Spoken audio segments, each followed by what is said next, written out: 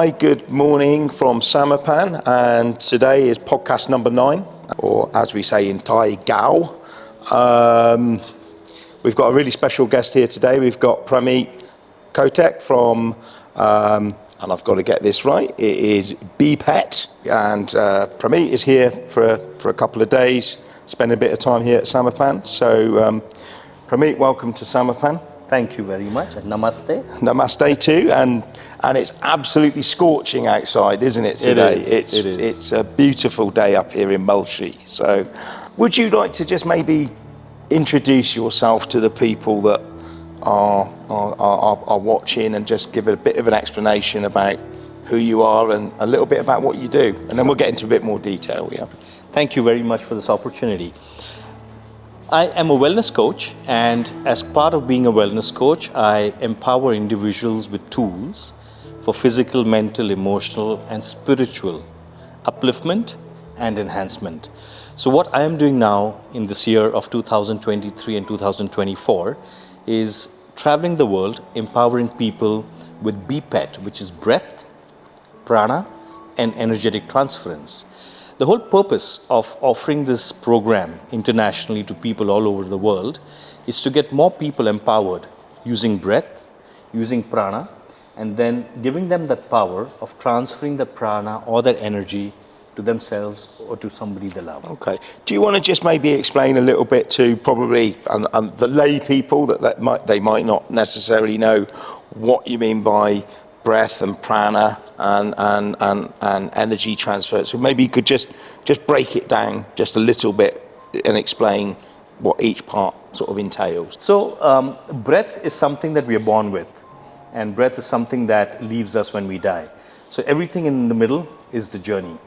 So breath work is basically working with the breath and giving patterns for easy use. Yes. For, like they say, a parasympathetic reset. Mm-hmm. So breath is the easiest way of resetting your parasympathetic system. Yeah. And the interesting thing is, from 2004, when my professional journey in fitness started back in Australia, and then seeing what happened in 2013 and 15, where me as a wellness coach offering breath, yoga, and remedial massage was called in to work with a psychiatric clinic. Yeah. So that kind of really started getting breath into the mainstream.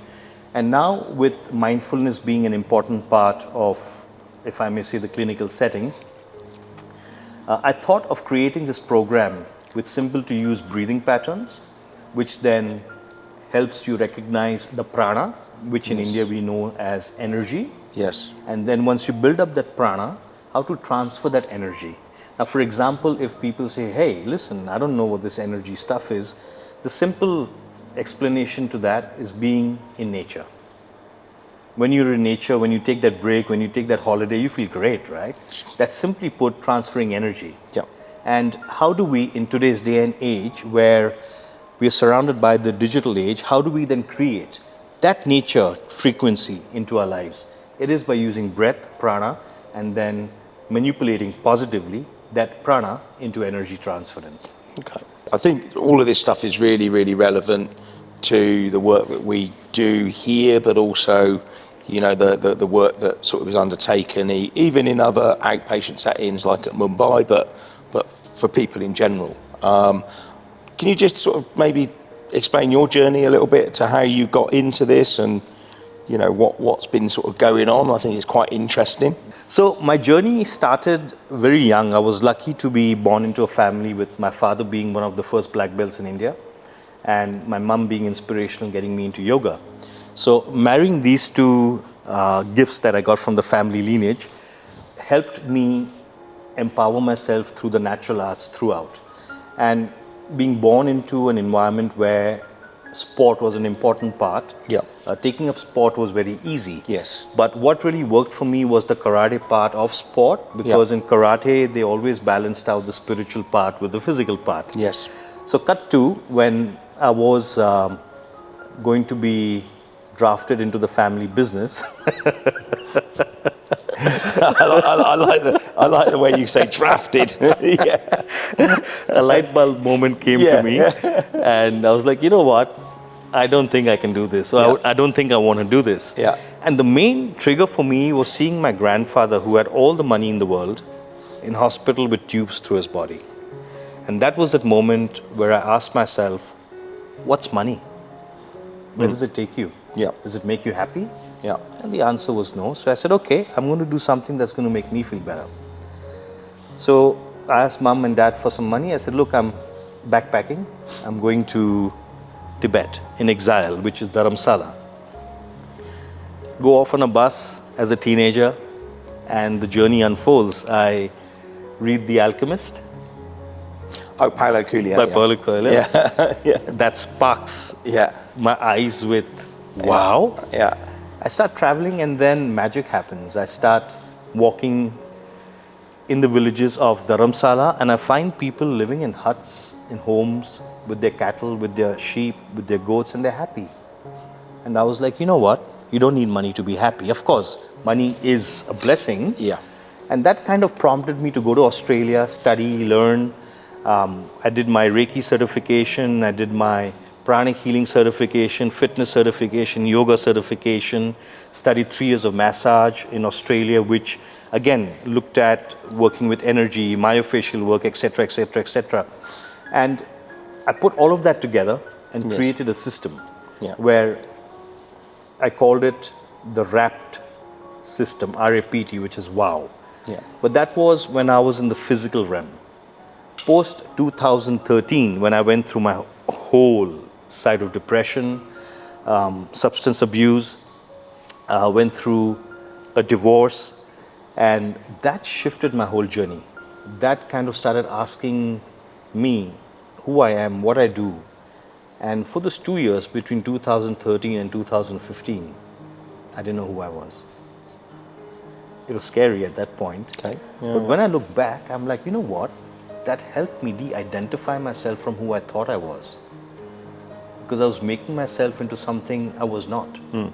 And that started the journey of transformation. I obviously went through a clinical system, which helped me find more strength within myself, gave me coping mechanisms. And then I started to create these breathwork patterns and yoga patterns and movement patterns where not only patients, but also super athletes can use. Yes. And what another reason, another point that prompted me to create these systems is because of the wrong information out there. For example, most young boys are following bodybuilding principles. Yeah. And it's not going to work for them because they're not optimized like the bodybuilders are in terms of steroids and everything else. So the information coming out is actually causing reverse of good health. And that prompted me to create fitness systems, which brought people out of the gym and into movement patterns. It helped me create yoga patterns, which were sustainable and easy to use. And it helped me create breathwork patterns with simple hacks that people could use in everyday life. So where I am now, over the last 25 years of practice and bringing out modules, is I've realized that me, no matter how good I am in what I do, I have to give people what they want, what the market is ready for. So I have now tweaked the idealistic system into easy to use systems, which people can adopt, use, empower, and ascend. And I know that a little bit earlier as well, you've filmed a few little hacks as well that we'll also put up on social media so people can follow some of the things that you talk about. You know, my understanding is that the stuff that you do really is very practical and it's easy to use and also can be used anywhere. You don't need a gym. You don't need equipment per se, do you? From what you're saying, absolutely, it's literally, you know, as easy to use, as simple as sustainable. That's the right word. Sustainable is the buzzword for today, so sustainable. Sustainable, yeah. Well, you know, we're just a bit like the electric here on a Thursday in this area. It sort of goes on and off. Right. So, I mean, you touched on a little bit around about your struggles with substance abuse and depression. You know, what I found interesting when you talked a little bit about the depression and you sort of said it started something. I'm assuming from what you mean that it gave you looking back, an opportunity to be a little bit more introspective about who you are, what you want. That despite, you know, going through a clinical depression, which is, you know, is unpleasant. I think there's nothing, you know, I think anyone that's experienced that will say it's unpleasant. That you learn a lot from it, that it helped you be who you are today. Is that what I'm hearing? Yes, very profound words there, because you've prompted me to share something even deeper. So whenever, even now, I have this mood, if I may say, I'm calling it mood. Now, this is not clinical jargon, this is my own jargon. No. This is fine. Yeah. So when the mood is coming, Yeah. of being sad, depressed, I'm like, hold on, I never want to go back to that place again. Yeah. Just don't want it. Yeah. Do whatever you need to do, get out of it. Yeah. So I immediately snap out by using breath work or using the power of the mind by creating the placebo feeling. Yes. So I don't know, is it fear that I don't want to go in there, or is it more wisdom that, hey, hold on, I don't want to go back into that zone? Now, what I do and what I have realized is I need to stay ahead of the curve, which means I do my breath work, my meditation every morning. Yeah. I use the hacks every morning, no matter how tired, how late I sleep. If I've gone out for a social event, I come back, make sure I put my alarm on for the morning, do my breath work, and go back to sleep if I have to. But I do my breath work, my meditation, and my movement patterns. In a simplistic way, it's like taking your daily medication. Correct. Absolutely. Really. Well said. I mean, that's what it is. I find it interesting that you say, you know, I've got a name for it. It's a mood. And I remember, you know, I think, you know, Winston Churchill, I think he used to call it his black dog. That was his terminology for his depressive episodes. Oh yeah. So you know, and in the UK there is an organisation called the Black Dog Institute, and they talk a lot around about depression. You know, something that impacts a lot of people around the world. What I'm also interested, maybe you've got an idea. I've got my own thoughts on this. That you said when you went travelling up into Nepal. Or into, you know, the Dharamsala, the Tibetan exile. Okay, into what I would call the mountains, you know, the mountains, the country, the provinces, you know, away from the hustle bustle of, I don't know, Mumbai or Bangalore or Delhi or wherever it might be around the world. And this is something I've recognised as well. You know, that often where there's less sort of development, there's less technology, there's less hustle bustle, that people there tends to be less incidences of depression. You know, right. Talking about the blue zones and all of that kind of stuff put together. Well, or the happy zones. Yeah, I mean, depression and incidents of depression, they're probably, you know, they're significantly higher in places such as Mumbai and than Delhi. they may be in where you say. And I used to see this even in places like, you know, when I lived in Thailand, that you know, in the provinces, in the countryside, you know, the stress of life is a lot different. People are a little bit more concerned about just the day to day. They live day to day, whereas first world, sometimes those first world problems. Yes, I'm with you on that. You're right. I don't know why, from a clinical point of view, it happens, but absolutely. What has worked for me after the lockdown? So lockdown was tough. Okay. I'm sure for everybody. For a lot of people. Yeah. So, and honoring and respecting everybody who's gone through what you've gone through. So lockdown was that other wake-up moment, right? We're like, what am I doing with my life? What am I doing? And after seeing close family members of mine going through their own battles with depression and substance abuse, I started asking myself this question, which is, what am I chasing the business plan again for? When I've had 2 wake-up moments in my life. And every time I left the business plan and worked on the heart plan, I found life was better. I was a happier person. I was a healthier person. And it's funny, it says healthier minds and happier lives. Happier lives, yeah. And that's been my motto for the last 3 years. Yeah. Be healthy and happy. Yeah.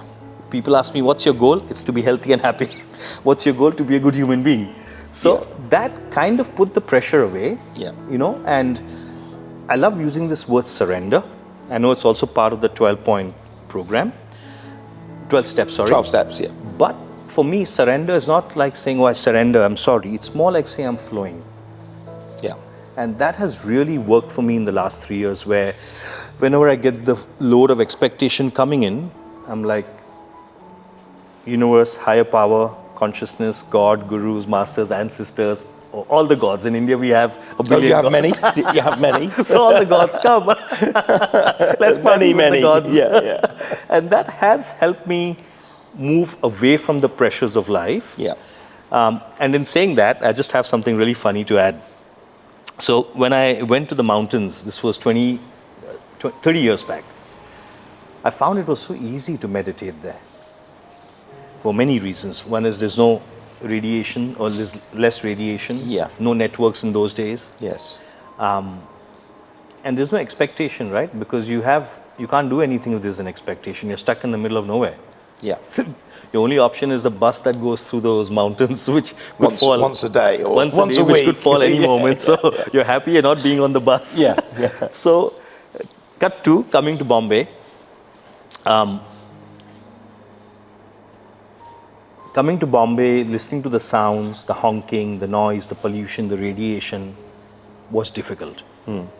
And at that point, another moment came where I asked myself, hey, listen, you've been practicing karate, you've been practicing meditation, you've been doing yoga, why can't you handle this noise?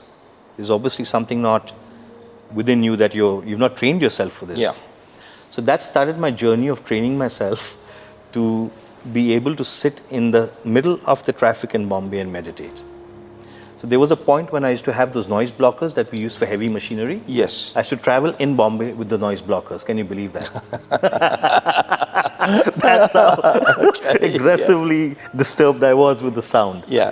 And cut to now, after training myself and being aware of sound as being sound and not being me, I was able to be in a happier place with the honking. Yes. So again, what was my takeaway from this? It was using my breath work in the morning before leaving the house, doing my meditation. I am not the thought, I am not the emotion, I am not the sound. It is part of me, but I am not that. That mantra helps me a lot. Yeah. Okay, it's really interesting, some of the stuff that you're talking about. Like, it sort of resonates with me. Also, this whole thing about where you mentioned flow, and I think one of the things that we try to sort of imbibe in people here is that, sometimes it's about learning to roll with the waves as opposed to try and swim against them. That whole idea that you can be doing that and so you're not really getting anywhere, whereas that idea of being able to roll with those, roll with it. So I like that. Now, question. Yeah. It can be scary, right? Like you said what you said, and I felt relaxed. But then I'm just picturing myself. It can get scary, right? Just being in the flow. Well, and how do we cope with that? It's a bit like being in a riptide. Do you know what a riptide is? Yeah. Yeah. And have you ever been in a riptide? No, but I was trained as life surf. What's it called? Life surf.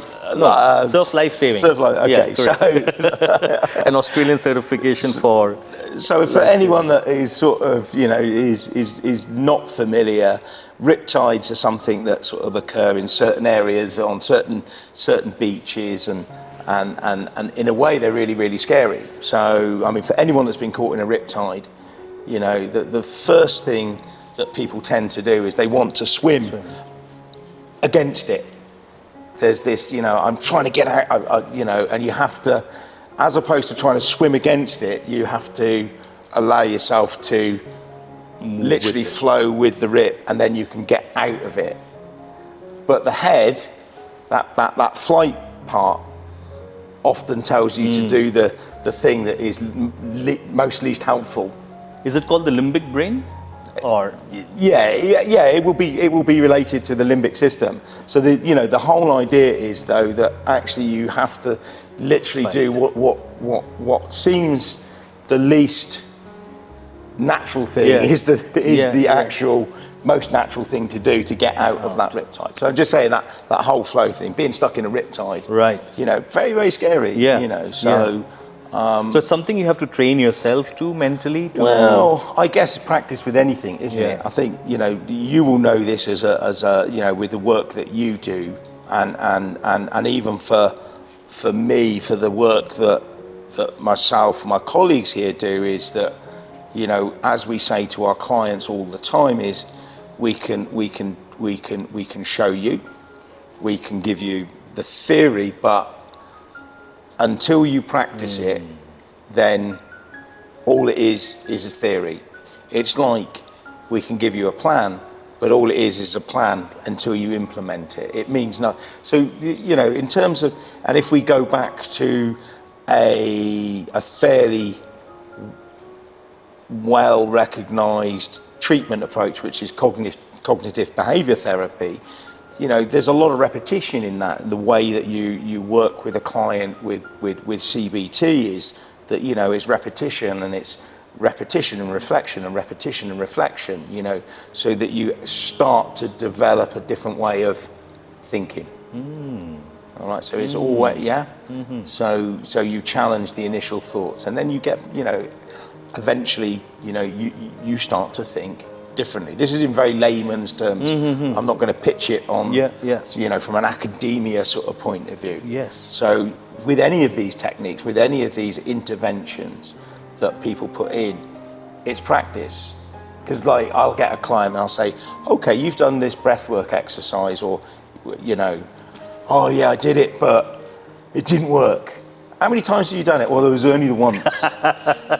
So I'm sure with the work you do, it's taken time for you to master a lot of these Not things. mastered as yet, but yes, I get the point. You get my point. In India, we have to be humble. We've been taught to be humble. But when my Australian side comes out, then it's all about me. But for that, it's all about being humble. Okay, let's talk about Australia, because I mean, Oh, wow. And so, as I said to you previously, I've worked a lot with Australians over the years, particularly, in this field, in mental health and substance use.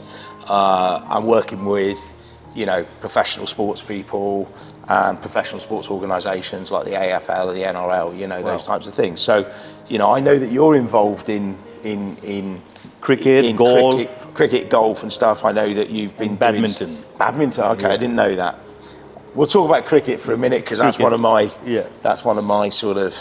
The biggest sport in the world. Second. I'm going to challenge you, because I know that football... Now, what's your background? English, right? Yeah, I'm English. Yeah, so well, English, no, I'm not English. I'm not English. Sorry. Okay, I'm actually Cornish, just for the record. I'm from the UK and I'm Cornish, I'm not English. Cornish. So cricket is part of his blood, and so is soccer. So soccer is the biggest sport in the world. We call it football, correct. Yeah, so if we're talking a little bit about, for example, cricket, you'll do some work with, I think it's Lucknow Super Giants, which is the team that I follow as well. So tell me a little bit about that and the work that you do with the sports people. With the sports people. So the work I do with them is breath, prana, and energetic transference. Yes. So I've been working with elite sports people. I also call actors elite sports people, because they work with emotions on a daily basis.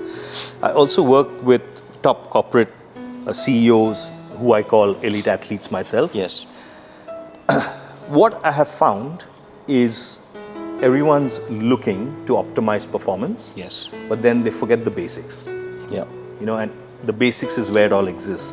So I remember in 2015, and this profile's online, so I can talk about it. I did yoga with Virat Kohli, Ravi Shastri, and Bharat Arun. At that point, they'd come to Australia to play the test matches. Then they had a 3-day break. So they came and visited me at my retreat over there that I was looking after. And on that retreat, we just did massages, breath work, and we introduced yoga to him. And I think from then onwards, he hasn't looked back, has he? He's become like one of the top players of international cricket. Coaches around the world speak about him and his fitness levels as being the prime example Yes. for any cricketer today. Yes.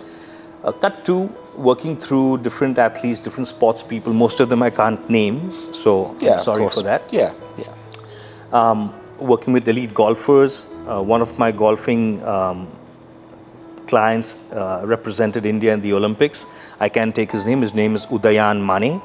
And we do breath work, energy work.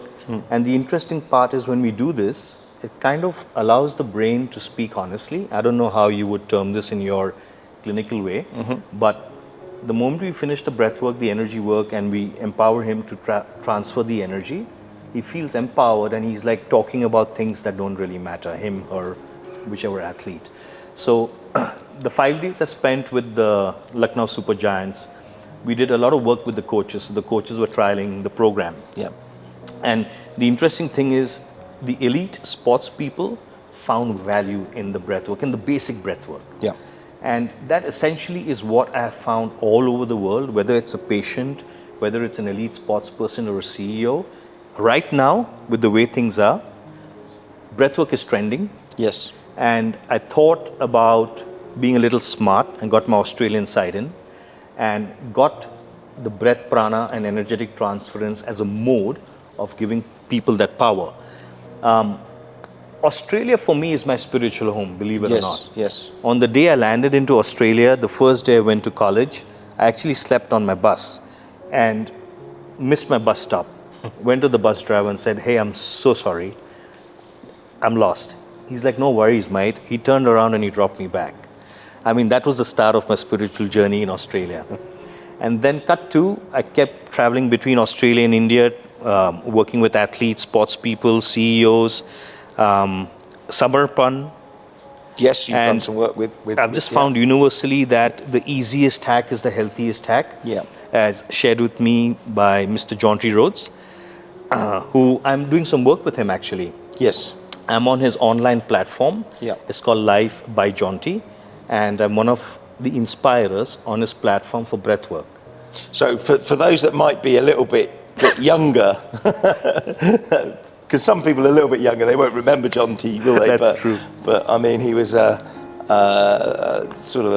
he was quite an inspirational person, wasn't he, at the time in the cricket fraternity in sort of the early 90s, mid 90s, when South Africa came back into the cricket fraternity, wasn't he? And he was sort of a bit of he was the guy that sort of reinvented fielding. Absolutely. Yeah, everyone talks about batting and bowling. He's renowned for his fielding. Yes. And it sort of reintroduced The flying man. Yeah, and I think from what he did at that point, fielding in cricket has changed as well. I mean, what he was doing now it was so rare. There was only 2 or 3 people that were probably at that level. Now, I mean, if we look at the level of fielding these days in cricket, I mean, it's all about change and percentages and I mean, he's a big trendsetter. So yeah, tell me a little bit about John T and his breath work. So Beautiful human being, and because we're cricket fanatics, we're going to talk about it for a bit. A true leader, a human being. I would call him the son of the soil. Walks barefoot, believes in natural living, believes in family, believes in community. In fact, there's a small podcast that we're releasing with a few snippets about how important community and family is. Yes. And this just brings me back to my intention of wanting to have a healthy and happy life, and having happy people around me. Yeah.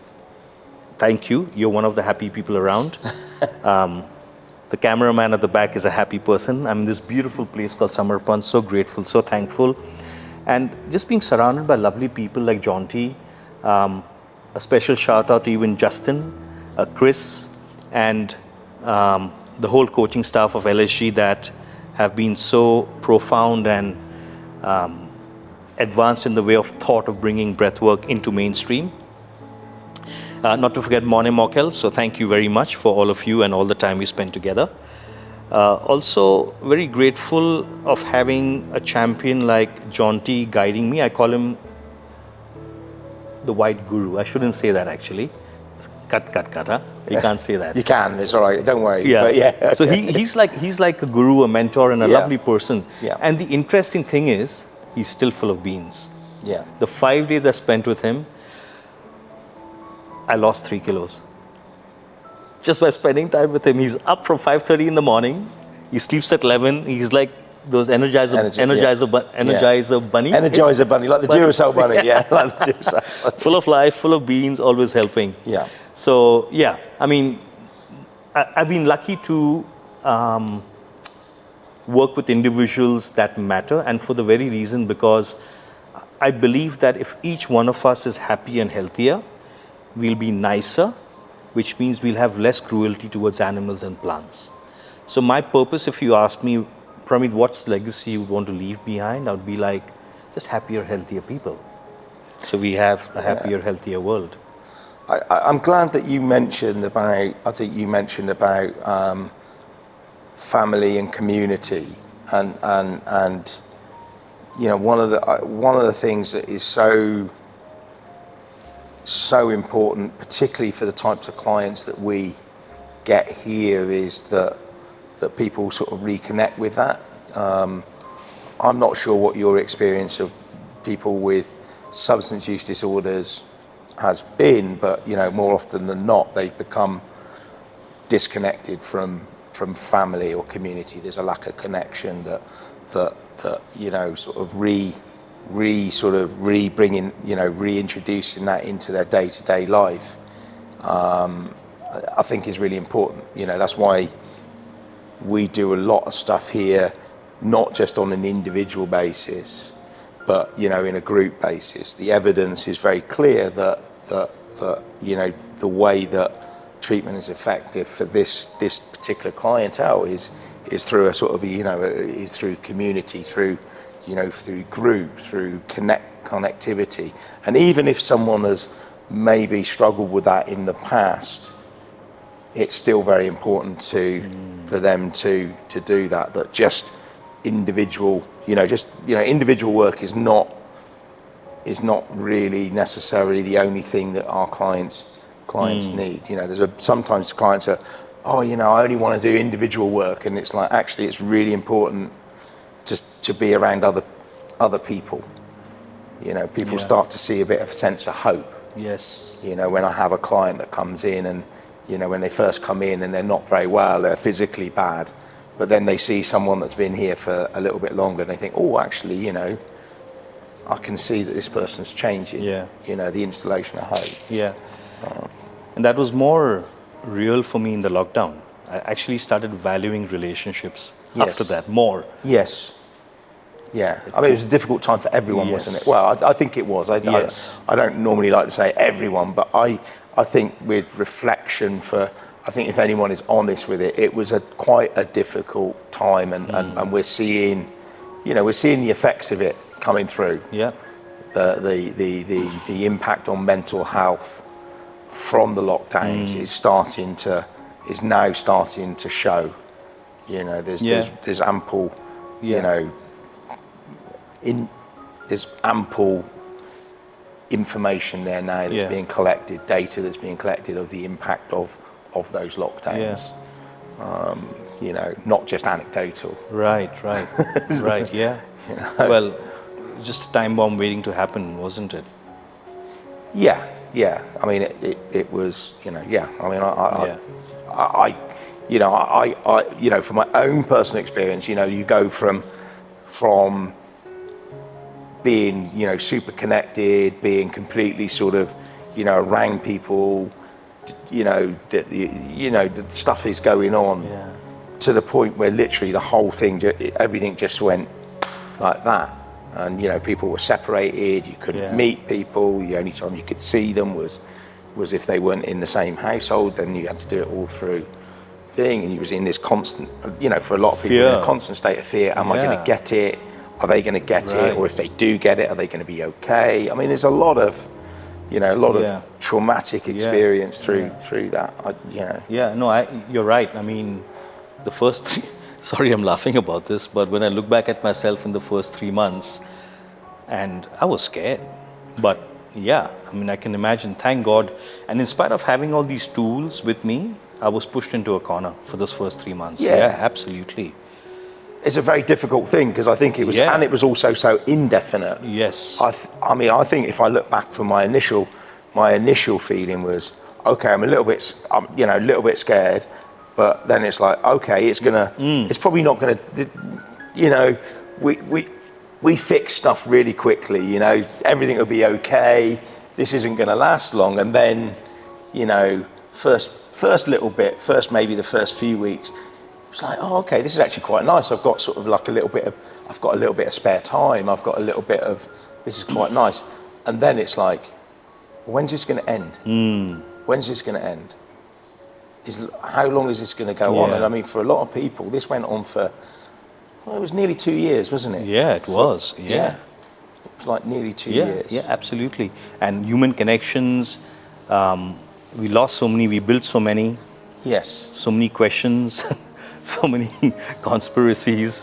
There's so much happening, wasn't it? Yeah, and so many people lost people as well. I think we should never forget that a lot of people, lost loved ones. That irrespective of conspiracy theories, the facts are people died. People died. And that people weren't always able to be with people. Yes. At the end, that they weren't able to. To spend time with their loved ones and things like that. I think it was an awful experience for a lot of people. Just to sort of round up, you've been at Samarpan. I'm just going to use a shameless plug for Samarpan. This is what we do. You've been here. You've had a little. What's your take of it? Beautiful. So we're surrounded by the Sahyadri Ranges. So I'm just going to try and get you to dive into my mind for a moment. Surrounded by these beautiful hills, which have millions of years of memory. And I believe the whole Sahyadri Ranges, at least this part, is full of crystals. So we're sitting on a high frequency table. Coming back to Samarpan, this place is just beautifully done. Opulence of space, makes you feel comfortable, connected, supported. And I say this because I'm looking at it from both my past mental battle and my present coaching position. And I'm seeing how beautifully this whole place is integrated. The food, mind-blowing. The team, mind-blowing. I had some beautiful conversations with the team yesterday, prodding, questioning, asking, learning. And it was just wonderful how you'll have created such a nice, beautiful system where everyone seems to be speaking a similar language and pointing you in the direction of being empowered. Yes. So Samarpan for me has been one of the best communities I have found, both the Samarpan Rehabilitation Center and the Samarpan Outpatient in Churchgate. Yes. Having had the opportunity of working with my breath work and having the psychologist, the psychiatrist, the counselor in tandem has made my work much easier, because when I've seen certain patterns I'm not well versed in handling, I've immediately referred them on back to the counselor or the psychologist or the psychiatrist. So, and an interesting thing I found in Samarpan is you'll actually have Reiki and energetic work. Yes. And it's just fabulous to see a holistic 360-degree offering. You got a gym, you got good food, you got a swimming pool, there's water, you got sound healing, you got yoga, you got massages, you got Reiki. You've got the whole platform. Yeah, I mean, we try. I guess from that side, from other rehabs that I've set up and run over the years, we've incorporated. You've worked internationally. I've worked internationally, as you know. I mean, I ran treatment centres in Thailand for a long period of time, and sort of premium centres. And what sort of myself and Obi have tried to create here is to implement the stuff that we have found useful, that has been helpful for clients in their, you know, in their treatment episodes, and, you know, implement it here. Of course, you know, there's cultural aspects, as you know, that, you know, cultural nuances that have to be taken into account, which we do. But yeah, you know, I think that it's very easy to just be very clinical and say, you know, we're going to focus on, you know, we're going to focus just on the neuroscience, we're just going to focus on medication or whatever, we're just going to be very clinical, but you know, it needs to be, treatment needs to be a little bit more realistic in terms of, and address all areas. And I talk about, you know, the physical part, the physical being of a person, you know, the social part, the interpersonal relationships and connectivity and all of that side of stuff. Then you look at the psychological, you know, the mental health and all those, and then the spiritual, you know, and you know, energy, breathe, you know, sense of purpose, all these sort of things. They all need to be incorporated in here. And the idea is that treatment needs to be a little bit of, it needs to at least be a little bit of fun as well. The idea is that, you know, you want people to feel that they're engaged. You want to keep people engaged in the treatment process. Like yesterday I saw a group playing cricket. Yeah, I mean, you know, people say to me, well, why did you do that? And it's like, well, there's a couple of reasons. You know, it's that sense of community, it's a sense of fun, it's about maybe doing something you haven't done in many years, you know, reigniting a passion, just, you know, getting outside your comfort zone. You know, it's just doing things a little bit differently. Most people that come in to here, they've lost, you know, maybe what they had in the past, previous interest and things like that. They've stopped doing them because, you know, maybe drinking or using has become more attractive. Attractive, right. So the idea is, yeah, we do this, but people need a bit of fun. You know, they do some hard work, you know, in the group sessions, individual sessions, and sometimes... And that's what you were sharing at breakfast, right? Because this is a full-on program. Yeah. You don't come here for a holiday. No. I mean, you know, people, you know, sometimes I've had clients come and say, well, you know, this is a little bit too much. And it's like, well, no, this is treatment. Yeah, but if I go there, if I go to so-and-so, I can choose what I do. And it's like, yeah, but that's not really going to be helpful for you. You know, the idea is we're going to get you into a structure. We're going to get you, you know, rebuild a structure, get a sense of purpose, get you to sort of follow, you know, attend stuff, be accountable to a schedule. All these things are really important. So, you know, coming in, giving someone a bag of meds, you know, giving them a load of medication and maybe sort of doing, you know, an individual session once a day or whatever is not necessarily what treatment is. It's about, you know, the whole thing, you know. So you're rewiring the whole premises of being present. Yeah. Adding to this, so when I see a program, I've gone through your timetable, it looks like this is elite performance-based programming, right? So if I came to you and said, hey, listen, I want to now become the best version of myself, I would come for this program because it's 1, 2, 3, 4, 5.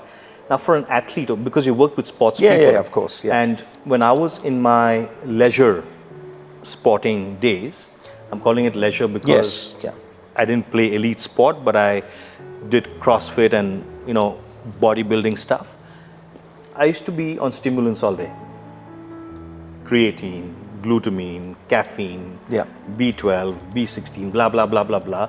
And then in the evenings, I was so stimulated, I didn't get sleep. And then I had to have something to put me to sleep. So how would a sports person who works at that elite level, and you worked with them because you have mentioned it. Plenty of them, so yes. If I came to you as an elite sports person, how would you guide, help me? Would I be part of this program too? Yeah, I mean, basically, you know, the idea here is, and we're a voluntary, so what I say to people is we're a voluntary rehab centre, but everything is mandatory. Because everything that's in our day-to-day schedule is there for a reason. So you know, from an elite sports person to you know, anyone can benefit from this type of program. Of course, our work is with people with substance use disorders, or what I would call maybe problematic drinking or problematic use of substances. And this happens in the sporting arena? And of course it does, as you know. You know this. I know, but I'm trying to get to finding out your secret code of working. In terms of... Like it's hidden, right, in the public eye. People don't talk about. Yeah, but I mean, I think this is something that is quite common. We talk about sports people and it's hidden, but and if we go into Indian society, there's still a lot of stigma, isn't there? True. You as an Indian Australian, you see probably both sides of this. Correct. The stigma is not necessarily so much. People talk a little bit more about it openly in Australia than they will here, and there's a lot of stigma still about sort of these types of places. But I think in sport, I think we have to accept that it's much more prevalent than what is let on. That the use of people having mental health issues and also, problematic use. I'm not going to use the word addicted. I don't need to go on to that part, but maybe having some problematic use of whether it's alcohol. Sometimes, as you say, it could be stimulants. It could be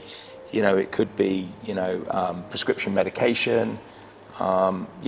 It's there, and it's much more prevalent than people think. A lot of these people are put up on a pedestal.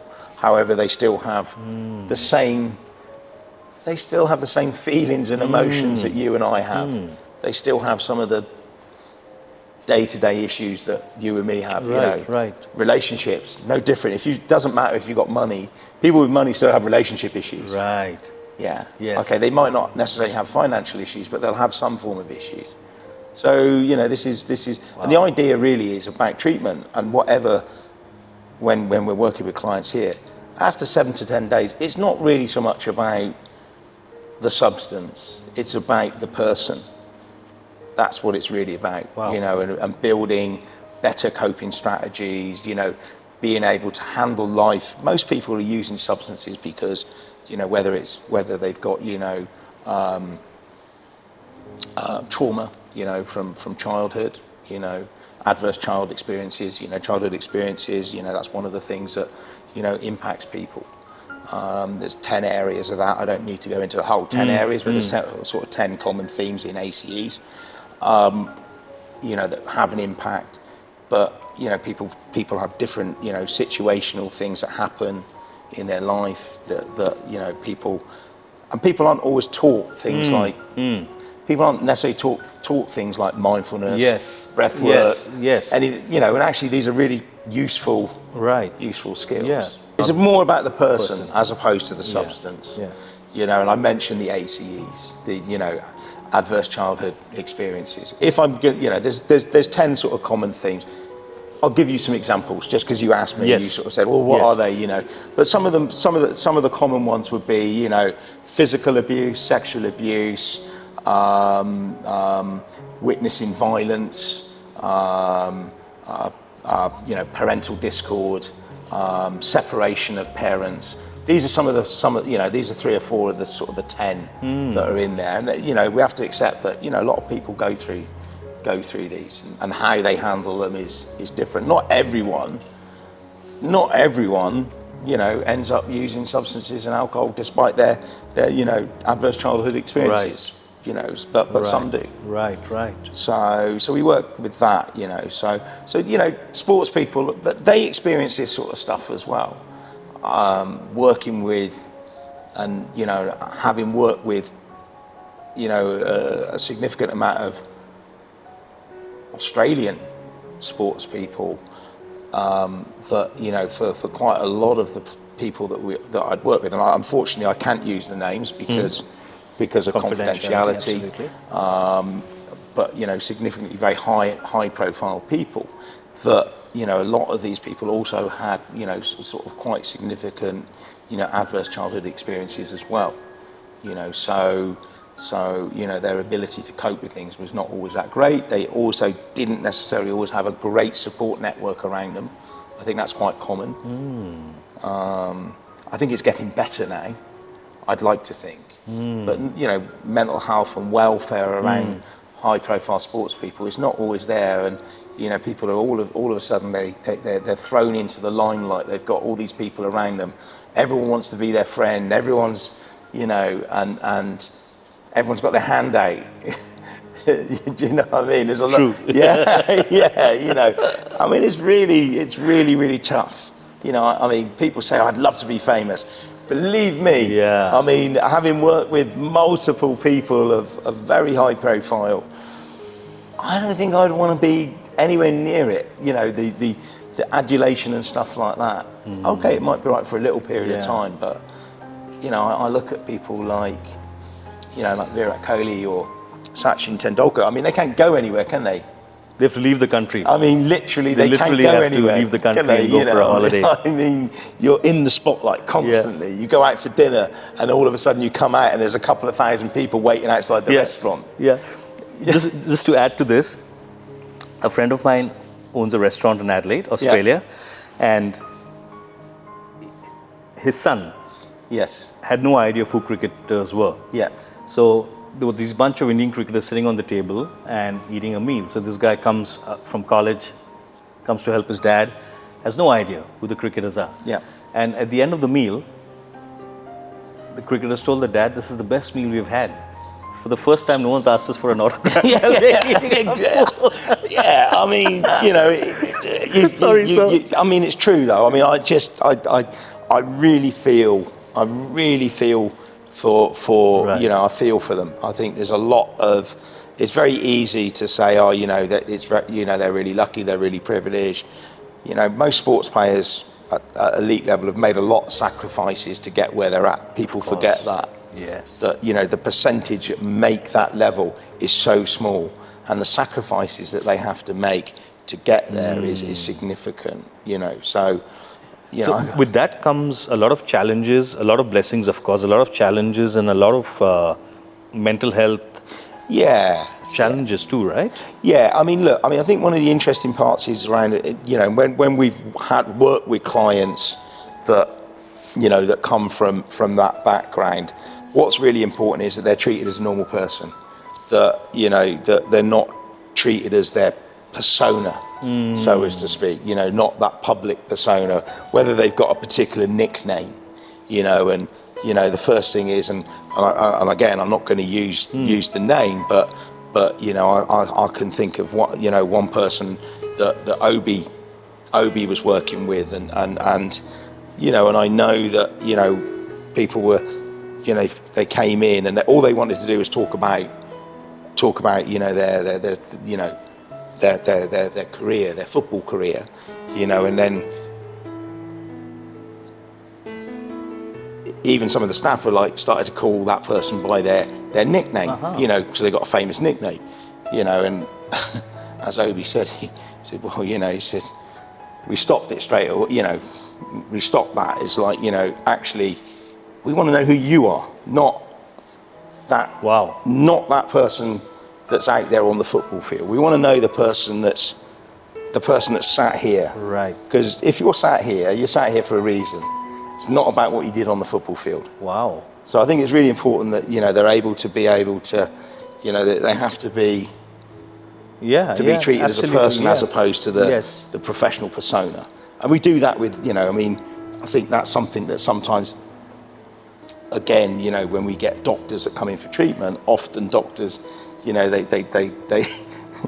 they're used to being up on a platform, on a pedestal. So we need to sort of make sure that they're not, that the staff and the other clients don't put them on these pedestals. We're here, we're going to be real, we're going to talk about what's going on.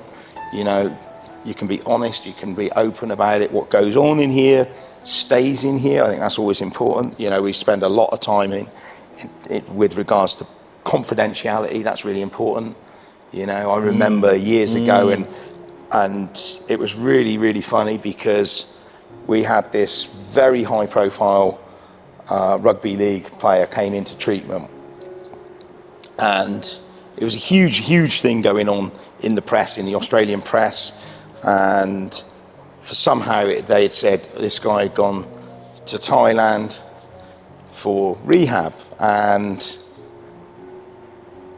one of the other rehabs were in the press. Oh yeah, and everyone thought that this guy was. So all the press were up at this other rehab, which was talking about, as they used to do, talk about all their high-profile people that used to come into treatment.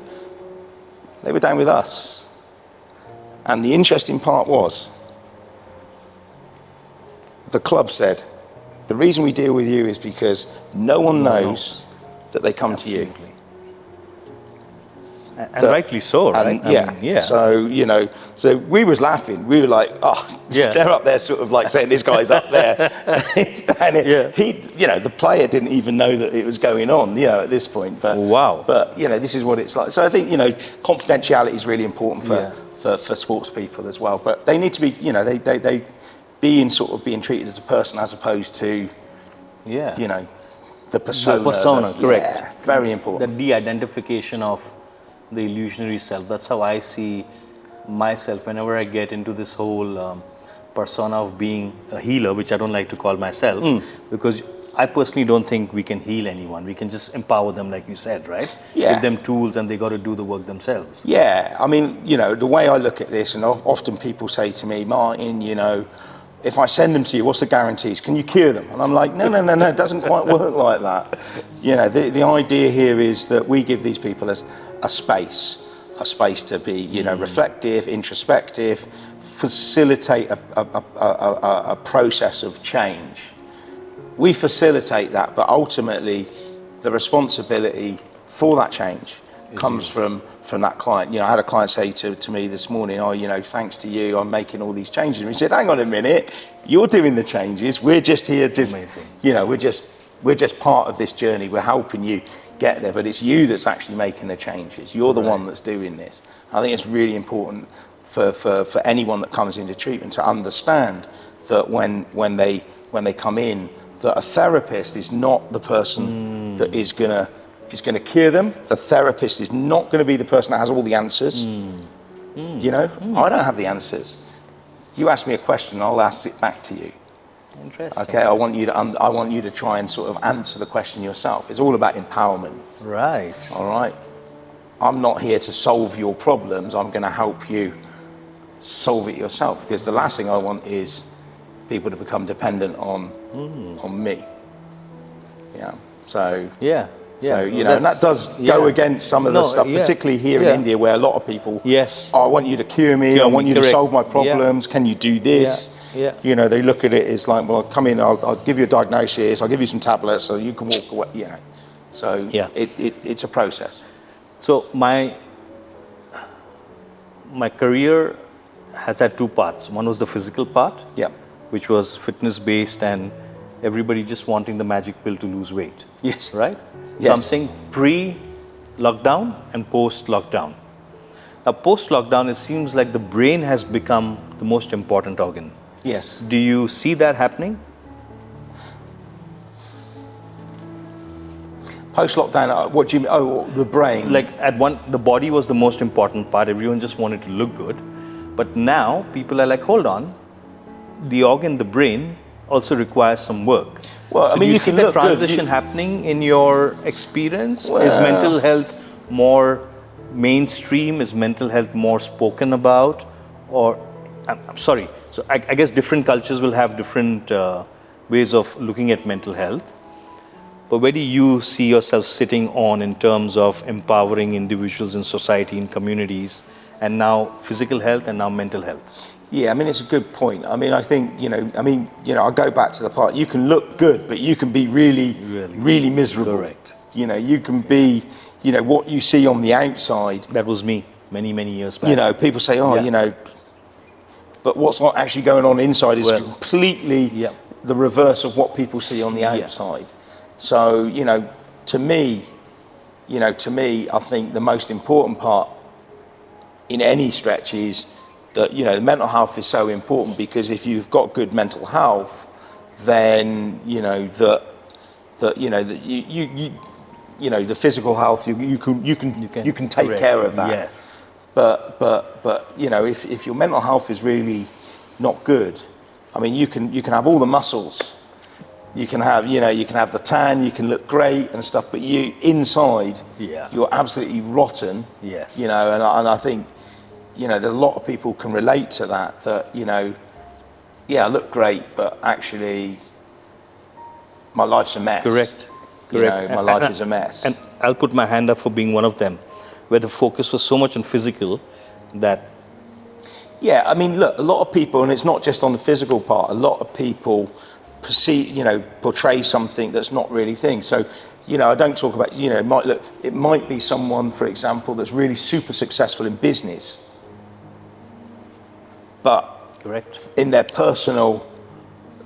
own personal life, their own head, everything's a mess. Correct. But everyone sees, he's a super successful businessman. He's so rich. He's so lucky. He's got this. He's got that. Yeah. But he might have this emptiness. And I've worked with H&I clients as you have as well. And I see this often with the high net worth individual clients that again, they might have the plane, they might have the yacht, they might have the helicopter, they might have lots of money, but inside there's a void, there's something that's not quite right. Yeah. So I think mental health, I hope that one of the things that may be one of the positive things that may have come out of the whole COVID experience, as horrendous as it was, is that maybe now people are being a little bit more understanding that mental health is a lot more important. I would really like to see more people in India talking about it. I think it's getting better. Mm-hmm. The younger generations are definitely a little bit more open about it, but it's quite difficult when there's still a lot of generations that still struggle to talk about this, isn't it? Yeah. As you know. Yeah. In India, we have in-home counselors. Grandpa, grandma, uncle, auntie. And sometimes go be that relative. And even the cameraman's laughing as well. But I mean, there's an uncle for physical problems. There's an auntie for mental problems. Yeah, and sometimes, and I say this because, and this is not about judgment at all. Yes. That sometimes they mean they mean well, but what they're doing is actually they're perpetuating the problem. And I've had clients that clearly need proper professional help, and uncles come in and said, you need to do this. Yes. And uncle's got no real idea really about what's going on, but because uncle might have some sort of hierarchical part in that family, they do what uncle says. It could sometimes open up the trauma, and that uncle might not know how to help that patient, would it? No, well, because you need professionals to do. Yeah, I mean, that's what we do. It's not like it's not like going saying, hey, do 10 push-ups and come. No, this is a completely different ball game. It's so sensitive, and I'm speaking from my own experience and adding to your. Yes. Yeah, I mean, if I look at it this way, and I'm really hopeless at like DIY for anyone that knows what, do it yourself, home improvements, anything like that. Honestly, I'm a menace, I'm a danger. If I've got a leak, if I've got a plumbing problem in my house. You call the plumber? I'm calling the plumber. I'm not going to do it myself, because I know what I want someone that knows what they're doing to be doing that. And I think sometimes people need to be a little bit more aware that with mental health, with substance use disorders, you need to be saying, well, actually, as much as I want to help, this is probably not what I'm, this is not actually something that I know too much about. There are people that are trained to do this stuff. Yeah. So if you've got a leak in your house, don't call me. All right, that's what I will say. Don't call me for any home improvement stuff. if you want maybe some improvement in your mental health and stuff like that, or you've got some struggles with your mental health and your substance use disorders, by all means, you can call me. I'll quite happily talk about that, and I'll be happy to help facilitate whatever it might be. But if it's a, if it's a home improvement issue, then no, I'm definitely not your guy. Yeah. And just to add to this, I mean, there are so many different forms of addictions, right? Yeah. But some addictions, I mean, would it be right for me to say that we are all addicted to something? I think so. I think most people have got something. Most people have got. Differentiate good, Yeah. bad, ugly. Look, I sort of have got to this point where, over the last few years, that the use of the word addiction is. I sometimes think that it holds people back from seeking help. That, because people don't always relate to being an addict, all right? And I think that sometimes stops people from reaching out for help. I don't want to be labelled an addict. I'm not addicted. Okay, if I put it to you, do you have some problems? Is your drinking maybe a little bit, at times, is it a little bit problematic? Do you have, when you drink, do things happen? Do you sort of have regular hangovers? Just sort of some simple stuff. We don't need to talk about, that addict part. What we can do is, okay, well, we understand that maybe you're having some struggles with this. Understood. And I think if we can get people to that way, I think, people are probably sometimes more willing to start to open up and talk about it, as opposed to, are you addicted?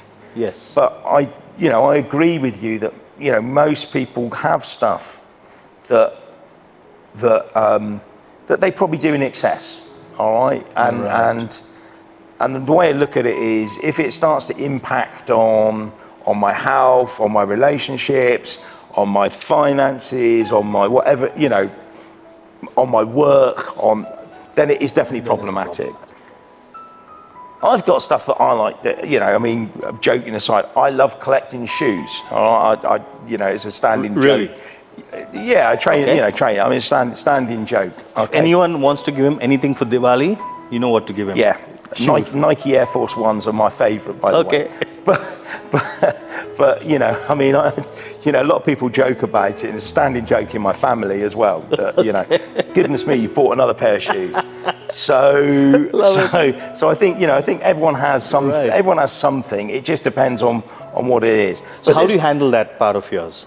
What's the takeaway that people can go with, which is if they have addiction to clothes? I'm not going to say that I haven't handled it, because I still do it. So but you found your yeah. I haven't bought any for about 6 weeks, so that's pretty good. That's well, there you go. That's good. But all joking aside, I think people do have stuff that they may do in excess. I think some of the ones that have become a little bit more common over the last 2 years, and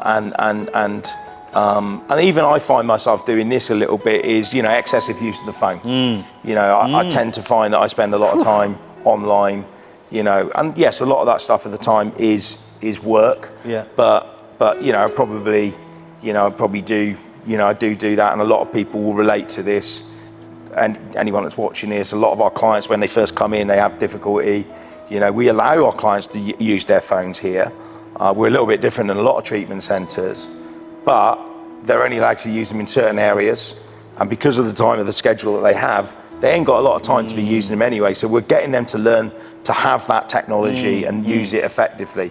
If I've got a client that's turning up late for sessions or not sleeping well and they're on their phone, then we're going to put an intervention in. Right. Okay, we'll do a digital detox. Do you understand what I'm saying? So we'll look at it and see. Yeah. So everything is done for a reason. That was very empowering for when I came in and they asked me to keep my mobile away. I was like, wow, I actually love this idea. Well, if you go around now today's date, often people sit at a meal table and they're sat scrolling on their phones. Yes. You see a couple and they're having dinner and both are on a phone. In a way, over the years we've become more connected in some ways, but more disconnected in a lot of other ways. The art of communication has changed, and not necessarily for the better. Remember connecting people? Yeah, well, yeah, well, look, I think the idea here is, you know, and again, you know, here we have our meal times, you know, everyone is expected to be there on time.